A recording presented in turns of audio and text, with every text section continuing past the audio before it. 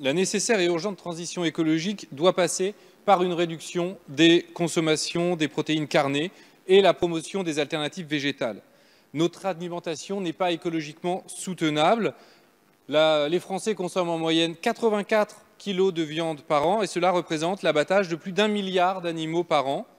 Or, contrairement à ce que M. Moreau affirmait ce matin, pour produire 1 kg de viande de bœuf, il faut environ 7 kg de céréales ou l'équivalent, et je le répète, de 15 000 litres d'eau quand il n'en faut qu'un peu plus de 1 000 pour du soja.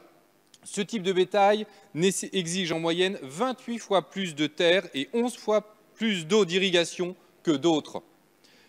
Il est difficile de ne pas voir le lien entre les pressions de l'industrie de la viande et cet article qui vise à affaiblir le marché végétarien. Le législateur doit prendre en compte l'évolution des pratiques. Le consommateur, devant le rayon hésitant entre un steak de viande et un steak de soja, sait bien que dans un, il y a des protéines carnées et dans l'autre, des protéines végétales. Le texte méprise d'une certaine manière le consommateur afin de promouvoir les appétits des industriels de la branche. Ces nouveaux produits diversifient le marché et font peur aux lobbies. Que les éleveurs défendent leurs intérêts, cela est normal. Mais en République, la loi est votée au nom de l'intérêt général et du bien commun. Nous aurions mieux à faire à interdire la ferme des 1000 vaches ou le fourrage glyphosaté que l'appellation steak de soja. Ces combats sont autrement plus décisifs. Les lobbies n'ont pas leur place à l'Assemblée nationale, même si, comme l'a dit notre précédent ministre de l'écologie, ils ont bon accueil au gouvernement. Pour défendre une représentation nationale indépendante des lobbies, il est nécessaire de voter la suppression de cet article et permettre que le steak de soja s'appelle steak de soja. Le glyphosate, c'est un herbicide. Si vous en mettez sur du fourrage, vous n'avez plus de fourrage.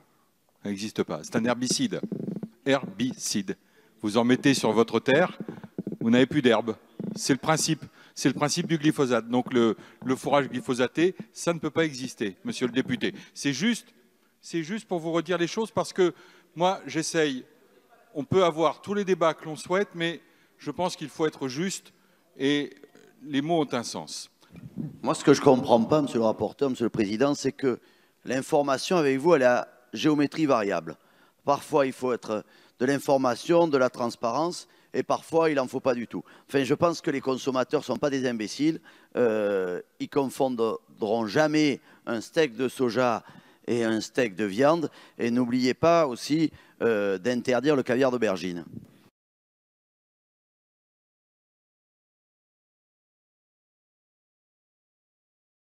Monsieur le ministre, ce matin, je vous parlais de fourrage glyphosaté et vous me répondiez d'un ton docte. Mais le fourrage, c'est de l'herbe. Si on met du glyphosate qui est un herbicide dessus, il n'y a pas de fourrage. Donc le fourrage glyphosaté n'existe pas. Eh bien, monsieur le ministre, c'est faux. Le fourrage glyphosaté, ça existe. Et ce qui est donc la démonstration que même là où il n'est pas possible qu'il y ait du glyphosate, il y en a. Et d'ailleurs, ce n'est pas moi qui le dis. C'est le docteur Monika Kruger de l'Université de Leipzig qui a étudié le glyphosate dans le fourrage et qui a déterminé que cela entraînait le botulisme chronique chez les bovins en Allemagne et des malformations chez les porcs au Danemark. Donc, c'est une preuve de plus que le glyphosate est dangereux. C'est une preuve de plus à additionner à l'ensemble des études qui ont déjà été citées lors de cette soirée. La volonté de la population en France est claire. Il faut interdire le glyphosate. Et cette volonté, elle est partagée par de nombreux peuples en Europe. Donc, nous dire que nous ne pouvons pas le faire parce qu'en Europe, ce n'est pas fait, c'est faux. Si nous décidons de le faire ce soir, nous serons des éclaireurs en Europe et d'autres pays se jetteront dans la brèche qui a été ouverte par notre Parlement et nous obtiendrons l'interdiction du glyphosate en Europe. Le président l'a promis, le peuple le veut. Ne pas l'inscrire dans cette loi n'a aucun sens.